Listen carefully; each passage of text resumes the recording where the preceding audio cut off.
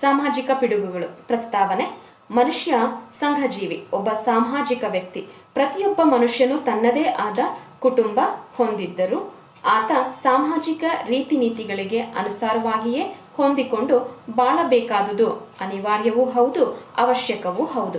ಸಾಮಾಜಿಕ ಪಿಡುಗುಗಳು ದೇಶದ ಅಭಿವೃದ್ಧಿಗೆ ಮಾರಕವಾಗಿವೆ.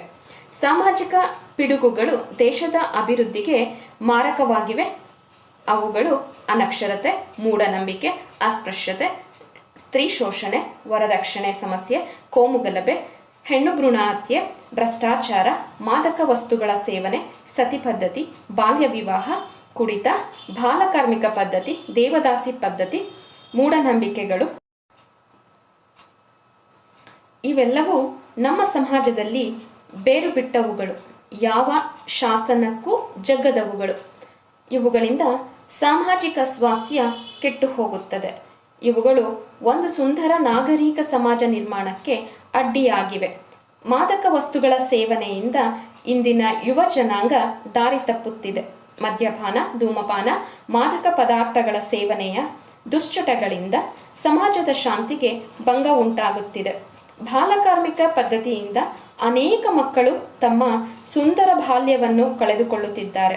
ಬಡ ಕುಟುಂಬಗಳಲ್ಲಿ ಜನಿಸಿದ ಮಕ್ಕಳು ಹಸಿವಿನ ತೊಂದರೆಗೆ ಸಿಲುಕುವ ಕಾರಣ ಬಾಲಕಾರ್ಮಿಕರಾಗುತ್ತಿದ್ದಾರೆ. ಮೂಢನಂಬಿಕೆಗಳು ಜನಸಾಮಾನ್ಯರ ಮಾನಸಿಕ ಶಾಂತಿಯನ್ನು ಕದಡುತ್ತಿವೆ.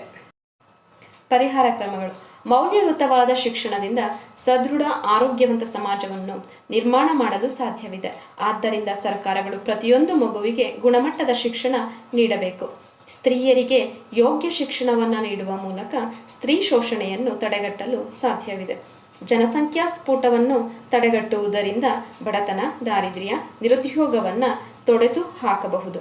ಕೋಮುಗಲಭೆ ಹಾಗೂ ಅನಕ್ಷರತೆಯು ಸಾಮಾಜಿಕ ಪಿಡುಗುಗಳಿಗೆ ಪ್ರಮುಖ ಕಾರಣಗಳಾಗಿವೆ. ಸಾಮಾಜಿಕ ಪಿಡುಗುಗಳಿಂದ ಸಮಾಜದಲ್ಲಿ ಅಶಾಂತಿಯ ವಾತಾವರಣ ಉಂಟಾಗುತ್ತದೆ. ಸಮಾಜದ ಪ್ರಗತಿಗೆ ಅಥವಾ ವ್ಯಕ್ತಿತ್ವದ ವಿಕಸನಕ್ಕೆ ಅಡ್ಡಿಯನ್ನು ಉಂಟು ಮಾಡುವ ಶಕ್ತಿಯನ್ನು ಸಾಮಾಜಿಕ ಪಿಡುಗುಗಳು ಎನ್ನುವರು. ಸಾಮಾಜಿಕ ಪಿಡುಗುಗಳ ನಿವಾರಣೆಗೆ ಸಾಕ್ಷರತೆಯ ಪ್ರಮಾಣ ಹೆಚ್ಚಿಸಬೇಕು. ಸಾಮಾಜಿಕ ಪಿಡುಗುಗಳಿಂದ ನಮ್ಮ ಸಮಾಜ ಹಾಗೂ ದೇಶ ಹಾಳಾಗುತ್ತಿದೆ. ಇದರ ನಿಯಂತ್ರಣವಿಲ್ಲದಿದ್ದರೆ ದೇಶದ ಪ್ರಗತಿ ಅಸಾಧ್ಯವಾಗುತ್ತದೆ.